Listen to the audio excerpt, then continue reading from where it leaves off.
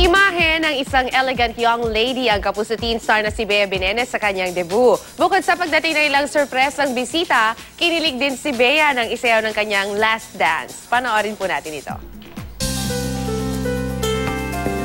Simple pero elegante. Yan ang naging tema ng debut ng kapuso-teen actress na si Bea Binenes. Basta ang sinabi ko lang po, ayoko nang masyadong babae. Kasi ayoko nang parang fairy tale-ish na princess. Ayoko nang ganun eh. Wala lang, kasi parang ang typical din sa mga debuts. And then, hindi talaga kasi ganun yung personality ko. Ngayong Legally Bina ang Starstruck Kids alumna. A wiser and more responsible Bea na ang aasahan ng lahat.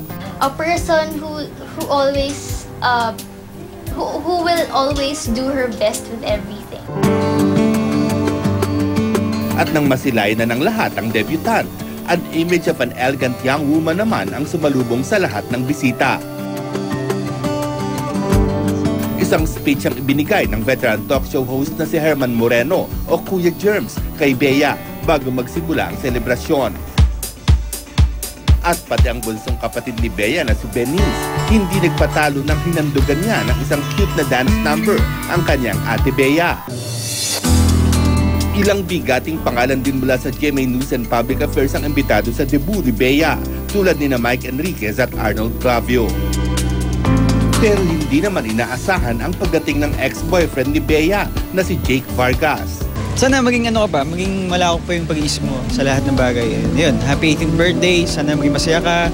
And ayun, good luck sa lahat-lahat.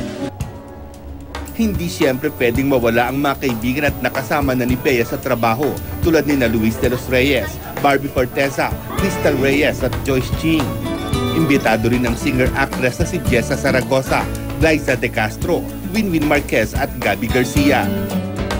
Ilan naman sa 18 Roses ni Bea, sina Derek Monasterio, Jeric Gonzalez, Ken Chan, Enzo Pineda, Christopher Martin, Rojun Cruz at Ruru Madrid. At ang Last Dance ni Bea, walang iba kundi ang pambansang bae na si Alden Richards. I found Bea as one of the most sincerest persons and person in show business.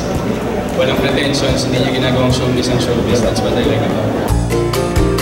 Mula dito sa amin sa unang hirit, Happy 18th birthday, Bea!